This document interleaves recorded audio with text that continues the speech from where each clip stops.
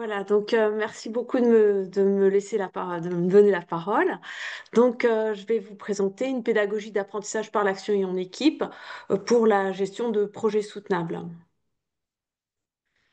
Donc, j'ai lu l'anthropologue Tim Ingold, qui est un anthropologue anglais contemporain majeur et qui a écrit dans son ouvrage L'anthropologie comme éducation qu'il y a deux façons de voir l'enseignement. Soit je vois l'étudiant comme un réservoir vide que j'essaie de remplir, soit je l'accompagne dans la construction du savoir.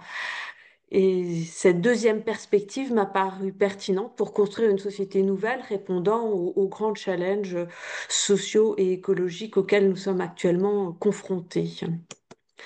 Donc j'ai découvert et je me suis formée à une pédagogie qui est une pédagogie d'apprentissage par l'action et en équipe, inventée dans les années 90 par Johannes Partanen à l'Université du Vascula en Finlande. Alors, Johannes Partanen est un professeur de marketing qui est passé d'une approche centrée sur le client à une approche centrée sur l'étudiant. Elle est actuellement pratiquée, cette pédagogie, dans pas mal d'endroits au monde, notamment avec beaucoup de succès en Espagne, à Mondragone, où elle est utilisée pour beaucoup de projets d'entrepreneuriat social. Qu'est-ce que c'est que cette pédagogie? C'est un état d'esprit, des outils et des rôles. Alors, l'état d'esprit est plutôt démocratique, hein, ça peut être rapproché de la maïeutique de Socrate et de pas mal d'auteurs que j'ai lus et dont je mentionne les noms ici, hein, un état d'esprit plutôt démocratique. Parce que finalement, moi, je vais quitter mon rôle de sachant dans cette pédagogie et plutôt accompagner les étudiants. Quoique bon, à la fin, je les évalue aussi, mais la construction du savoir se fait suite à l'expérimentation que les étudiants font. Donc, on va aussi pratiquer un certain nombre d'outils qui sont notés ici et dont je vais vous parler au fur et à mesure que je vais vous présenter la pédagogie. Alors, cela fait maintenant une dizaine d'années, un peu plus même, hein, que je pratique cette pédagogie dans différents programmes avec différentes cohortes d'étudiants, de licence et de master. Alors, cette pédagogie se base sur la courbe d'apprentissage de Kolb. Les étudiants agissent dans des projets entrepreneuriaux ou bien on leur donne des missions que des entreprises ou des organisations nous confient. Donc les étudiants vont agir. Ensuite, ils vont exercer leur réflexivité sur leur action et apprendre de leurs actions. On va leur demander aussi de faire le lien avec des lectures, c'est-à-dire que tout en agissant, ils vont se rendre compte qu'ils manquent de compétences et ils vont les chercher dans les livres ou les articles académiques pour apprendre et agir de façon plus compétente. Ils vont partager leurs apprentissages avec leur équipe d'étudiants, au sein de leur équipe d'étudiants, et ainsi ils vont continuer à agir en étant plus compétents. Et l'idée, c'est vraiment d'inscrire l'étudiant dans cette spirale d'apprentissage. Donc, on commence par demander à l'étudiant de rédiger son contrat d'apprenance, c'est-à-dire de répondre à des questions un peu existentielles qui sont d'où je viens, où j'en suis, où j'ai envie d'aller, comment j'y vais, comment est-ce que je sais que je suis arrivé. Donc, ce contrat d'apprenance, il est révisé tous les 6 mois. Ensuite, les étudiants conduisent leurs projets, lisent, partagent leur apprentissage et en fin de cursus ou en fin d'année, on leur demande de rédiger un portfolio, c'est-à-dire qu'on a listé des compétences et l'étudiant va évaluer quel est son niveau pour chacune des compétences en fournissant des preuves. Voilà, j'ai atteint tel niveau, je pense avoir tel niveau, un niveau débutant parce que j'ai assisté à un cours, que j'ai lu quelque chose, à un niveau expérimenté parce que j'ai pu facturer un client euh, sur une compétence de communication, par exemple.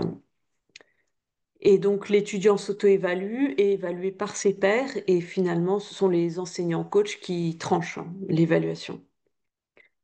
Donc, on espère, avec un tel dispositif, atteindre un apprentissage en profondeur de la part des étudiants, puisque finalement, ils se trouvent dans une posture où ils vont partager leur apprentissage, donc enseigner aux autres, ce qui permet d'ancrer l'apprentissage le plus profondément. Aussi, ils apprennent par la pratique, donc d'après d'elle. C'est une façon de leur apprendre en profondeur. Ils vont se souvenir un peu plus longtemps que si on fait un cours magistral. Donc, on leur demande de rédiger des papiers réflexifs. Alors là, on voit une étudiante qui montre ce qu'elle a fait. Donc, il s'agit d'analyser son action, sa réussite, ses difficultés, d'en tirer un apprentissage, un modèle, un outil, et de transmettre son apprentissage à l'équipe en training session. Alors, je trouve que cette démarche de papier réflexif à rédiger s'apparente à de la théorie enracinée qu'on pratique nous en tant que chercheurs scientifiques, où on fait émerger des modèles, des données. Donc là, on demande aux étudiants de faire émerger de leur expérience un modèle ou des concepts. L'essai consiste aussi à se rendre compte qu'il manque une compétence dans l'action. À droite, vous voyez l'exemple d'un essai d'une étudiante. Donc, l'étudiant se rend compte qu'il lui manque une compétence. Ensuite, elle va choisir un livre en réfléchissant à sa qualité, lire le livre et agir avec les outils et les concepts lus et transmettre son apprentissage à l'équipe en training session. L'exercice de l'essai, je trouve qu'il ressemble à notre pratique de chercheur académique quand on adopte une démarche abductive. On va faire le lien entre les données et la théorie, et ici on demande à l'étudiant de faire le lien entre ses actions et les lectures. Finalement, on demande à l'étudiant de construire le savoir au fur et à mesure des besoins qu'il ressent dans ses projets entrepreneuriaux ou ses actions pour les entreprises. Les essais, c'est un exercice auquel les étudiants sont français, en tout cas, sont pas familiers. Donc, j'insiste vraiment. J'ai fait ce petit dessin pour leur expliquer ce qu'il fallait faire. Donc, on attend à ce qu'ils agissent, qu'ils lisent. Je leur demande aussi parfois d'aller rencontrer un expert qui a la compétence qu'ils cherchent à avoir. Ceci aussi pour leur apprendre à oser aller vers les autres, hein, parce qu'un étudiant français, il est un petit peu solitaire, replié dans ses apprentissages. Donc là, on leur dit, ouais, vous pouvez aller parler aux gens, leur demander de vous apprendre. Donc ensuite, l'étudiant construit un modèle, quelques concepts, voilà, et il peut aller vers une seconde action avec plus de compétences. Moi, je leur demande aussi d'exercer leur esprit critique par rapport à ce modèle pour qu'ils s'y accrochent pas trop et donc de m'expliquer que dans certains contextes, selon la taille de l'entreprise, selon le pays d'implantation par exemple, selon le secteur d'activité, de trouver un endroit où ce modèle qu'ils viennent de trouver là pourrait éventuellement ne pas être vrai, quoi.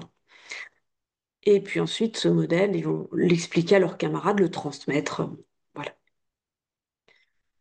Alors, j'ai exercé ma réflexivité. Je me suis dit finalement, cette compétence, cette pédagogie plutôt d'apprentissage par l'action et en équipe, peut servir à enseigner la soutenabilité. Donc, j'ai pris la liste des compétences décrites par le Green Camp, qui a aussi été utilisé par IAE France et Corinne van der Riot, qui a conduit un groupe de travail, tout un travail important pour réfléchir aux compétences nécessaires pour la soutenabilité, a notamment pris en compte le Green Camp aussi euh, pour fonder le travail dans le cadre de l'IAE. Bon, moi, ici, j'ai choisi le Green Camp parce que je prépare des interventions avec des écologues à l'Université de Strasbourg. Donc, les étudiants n'auront pas que des enseignements en gestion, mais aussi dans des matières beaucoup plus scientifiques, dures, hein, d'ingénierie. Donc, avec le KIT de Karlsruhe aussi. Donc, voilà. En ayant pratiqué cette pédagogie depuis une dizaine d'années, en lisant les compétences du Green Camp, je me dis que certaines compétences peuvent être atteintes avec cette pédagogie, peut-être pas toutes, ou certaines, faudrait rajouter des dispositifs pédagogiques supplémentaires, et c'est ça que je voudrais vous présenter maintenant. Donc, une des compétences, c'est accorder de la valeur à la durabilité. Donc là, on demande aux étudiants de rédiger leur contrat d'apprenance, d'exercer leur réflexivité individuellement et en équipe aussi. On demande toujours aux étudiants de réfléchir quand ils conduisent des projets en équipe à ce qui s'est bien passé. Donc là, il y a cette réflexivité individuelle qui parfois permet aux étudiants de se connecter à leurs valeurs plus personnelles, hein.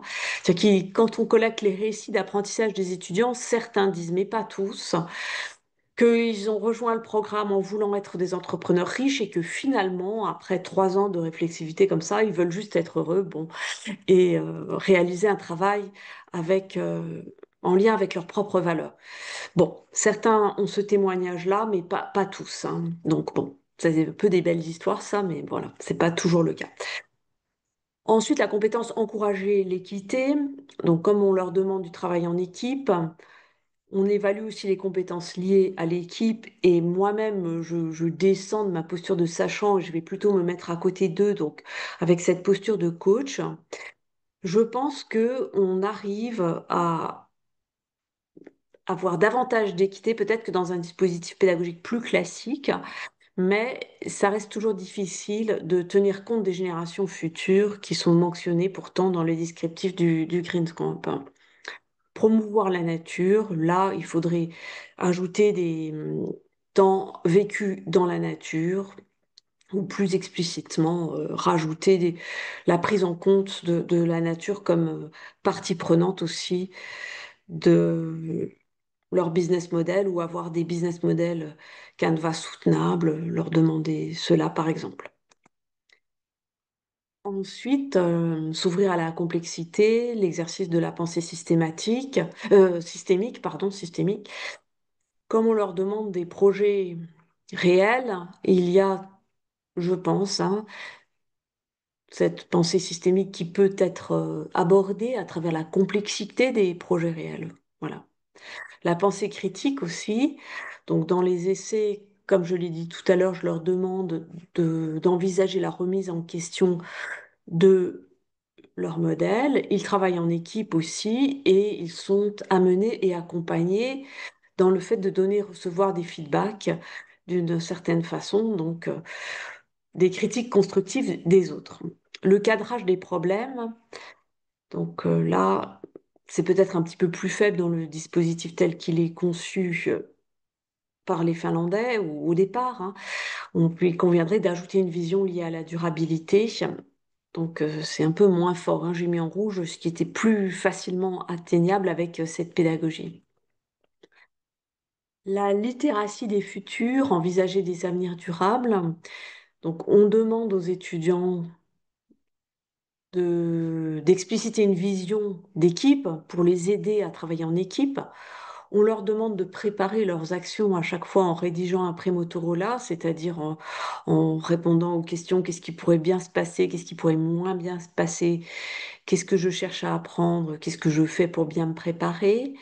On leur demande leur contrat d'apprenance et ils peuvent conduire des projets entrepreneuriaux. Donc tout cela, ça mobilise quelque chose autour de la vision, de l'imagination d'un futur meilleur. L'adaptabilité aussi me semble plutôt bien atteinte à travers la conduite de projets réels et donner-recevoir du feedback. La pensée exploratoire aussi, grâce à la conduite de projets réels, surtout en entrepreneuriat. Donc on voit que ce dispositif de conduite de projets réels permet d'atteindre pas mal de compétences. Alors ensuite, quatrième famille de compétences, agir pour la durabilité. Alors l'agentivité politique, on peut demander aux étudiants de faire des propositions à un élu. Alors à l'université Evergreen aux États-Unis, où ils utilisent cette pédagogie, c'est l'exercice qu'ils font faire aux étudiants. J'ai trouvé que c'était intéressant et que ça permettait peut-être d'avancer un petit peu dans l'atteinte de cette compétence. L'action collective, on demande la conduite de projets réels en équipe, donc là, ça va. L'initiative individuelle, elle peut être atteinte à travers la démarche portfolio, hein, qui permet à l'étudiant de réfléchir et de se rendre compte qu'il est capable, qu'il a des preuves pour montrer qu'il est capable d'agir. Les projets réels en entrepreneuriat, la participation aussi à des concours d'entrepreneuriat comme des hackathons. Certains étant spécialisés sur des problématiques soutenables aussi. Voilà, donc dans le cadre de l'exercice de cette pédagogie pour la gestion de projets soutenables, je voudrais bien mettre à disposition des étudiants un, un Sustainable Book of the Book. Les Finlandais, ils utilisent cela, un Book of the Book, mais pas lié particulièrement à la soutenabilité. Donc, comme dans le dispositif des essais, on demande aux étudiants de lire C'est assez difficile, hein. Mais c'est un exercice qui me semble intéressant parce que cela oblige les étudiants à se concentrer, à se poser. Ils lisent pas trop, mais certains, ils apprennent dans le cadre de cette pédagogie à lire, ils continuent par la suite. Et les Finlandais, ils écrivent donc ce Book of the Book, qui est donc un descriptif des livres que les étudiants peuvent lire en leur mettant une petite incitation comme ça, en leur disant, voilà, ce livre, tu pourrais le lire parce que ça pourrait te servir pour ceci ou cela. Donc ici, j'ai mis des articles, hein. J'ai commencé par ceux auxquels j'avais participé à publier. Donc expliquer aux étudiants pourquoi est-ce qu'ils pourraient le lire, qu'est-ce que ça pourrait, en quoi ça pourrait les aider. Et mon projet, c'est aussi de demander aux étudiants de compléter ce fichier.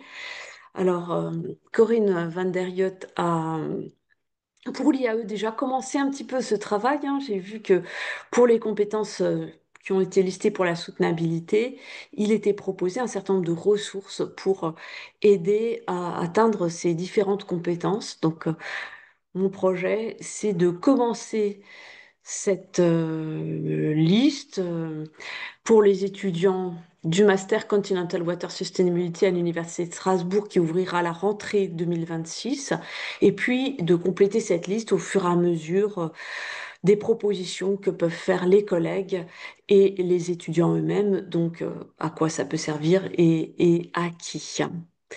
Voilà, je vous remercie pour votre attention et j'entends volontiers vos questions. Merci beaucoup, Odile, pour cette présentation. Alors moi, ce qui me frappe dans votre présentation et dans votre travail, c'est d'abord la portée, hein. C'est une portée qui va bien au-delà d'enseignement sur la sustainability. Et je pense que la portée de votre travail, c'est une remise en question assez profonde de la façon dont les enseignements sont dispensés globalement en France. Moi, je suis arrivée à ces conclusions il y a pas mal d'années et je me suis rendu compte qu'on avait une méthode d'apprentissage top-down qui était plus adaptée aux nouvelles générations. Et donc, je pense que déjà, cette méthode, elle est globalement assez innovante, quelles que soient les thématiques d'enseignement retenues.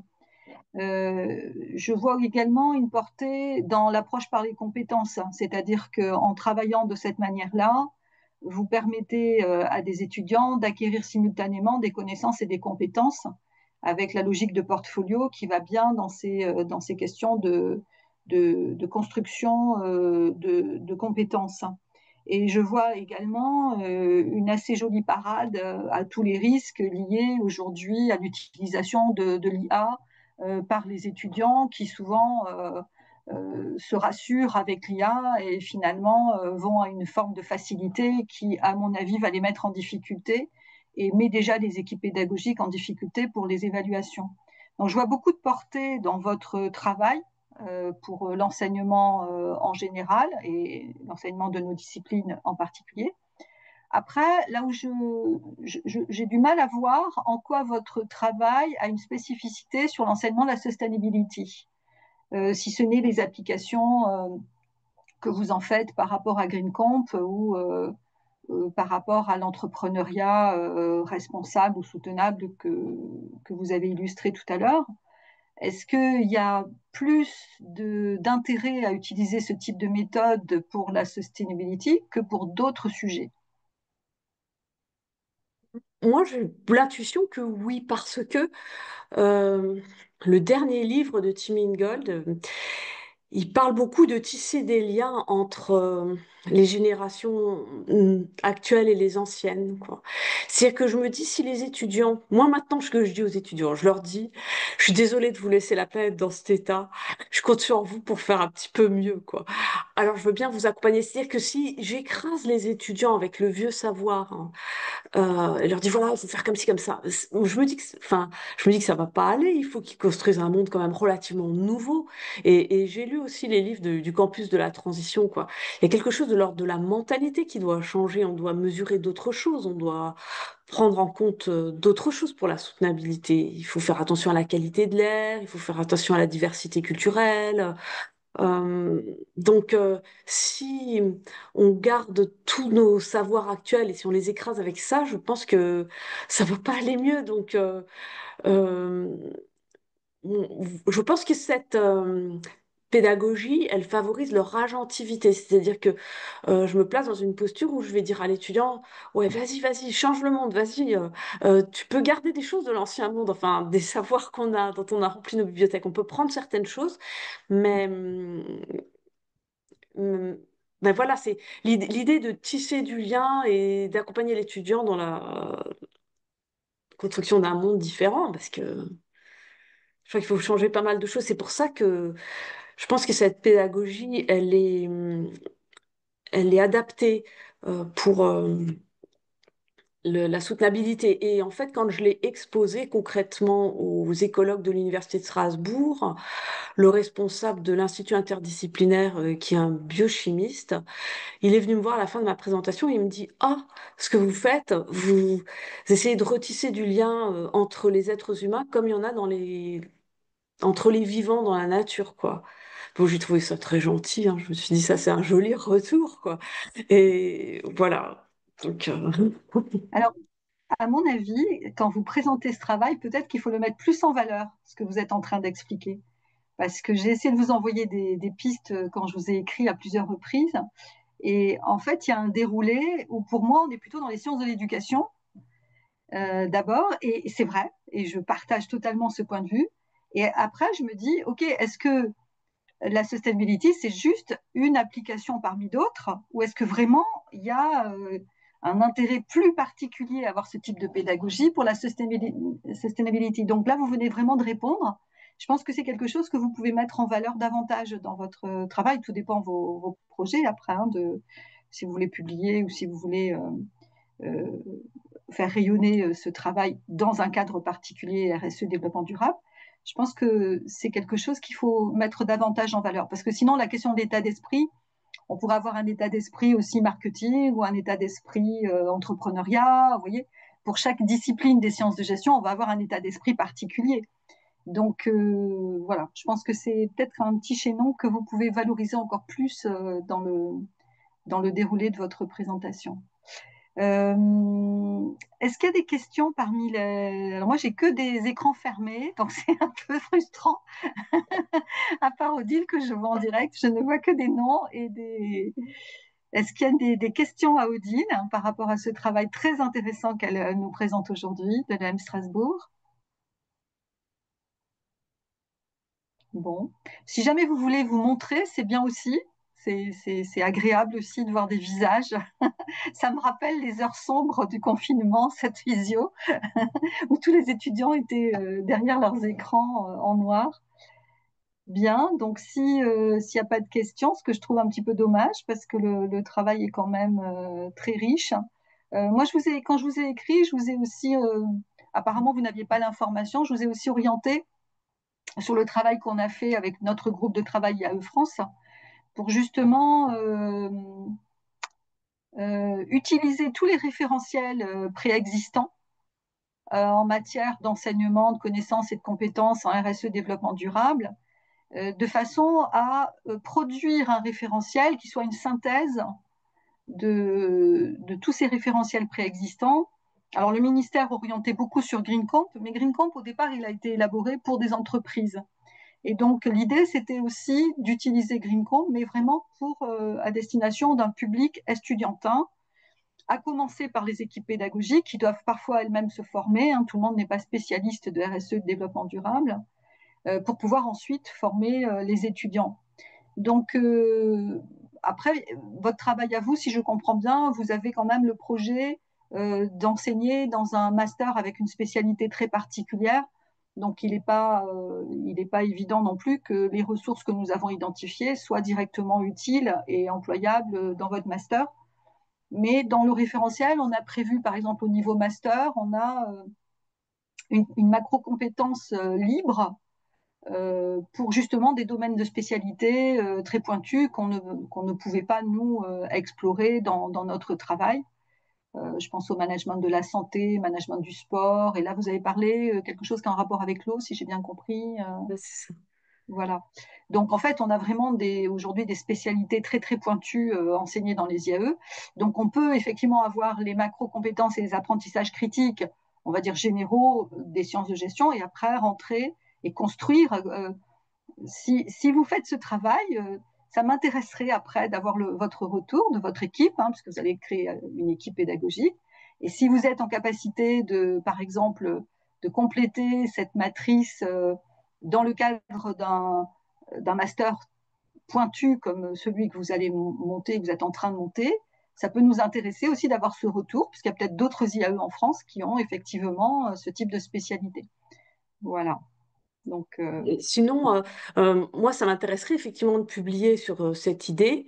Mais là, voilà, c'est comme si j'hésitais entre d'ailleurs plusieurs épistémologies, quoi. C'est-à-dire, soit je fais mon récit subjectif un peu de voilà, je vis ça, j'observe ça un peu au fil de l'eau. Ce que j'ai fait un peu là aujourd'hui en disant voilà, je réfléchis, ma réflexivité me conduit à penser ça, voilà. Ou alors je prouve de façon peut-être entre guillemets plus rigoureuse, ou je sais pas. Bon, enfin bon, je verrai bien ce que j'arrive à faire avec le temps. en Je tout sais pas. cas, c'est très intéressant parce que moi, j'ai partagé beaucoup de vos réflexions depuis pas mal d'années, avec des fois une forme de pédagogie un peu disruptive avec les étudiants. Bon, quand on monte en niveau, c'est possible, où ils étaient parfois un peu déstabilisés. Parce que je leur disais non, mais on va arrêter de faire ce système de remplissage. Et justement, si on veut inventer le nouveau monde, on ne peut pas tout le temps regarder dans le rétroviseur, c'est pas possible. Donc, il faut effectivement aller vers d'autres types de pédagogie. Après, on est un peu dans un système contraint, hein. Nous, en tout cas, dans les universités, voilà, on a quand même certaines contraintes. Mais je trouve que c'est quand même très intéressant d'avoir cette approche-là. Et si vous considérez qu'il y a un état d'esprit très particulier à avoir pour le développement durable, je pense que c'est quelque chose à creuser. C'est vraiment quelque chose à creuser. Tout à l'heure, vous avez fait une référence aussi aux questions d'éthique dans des questions. Effectivement, je pense que les questions d'éthique, elles peuvent intervenir aussi en termes d'état d'esprit, et c'est quelque chose qui peut être très particulier, question de sustainability par exemple. Bon, je vois que nos collègues sont restés muets, donc Et j'espère que merci beaucoup pour vos retours et vos encouragements. C'est sympathique et aidant aussi. Et merci pour les documents envoyés. c'est un plaisir, c'est un plaisir, et n'hésitez pas justement à partager après votre travail. Alors, vraiment, ça nous intéresse également.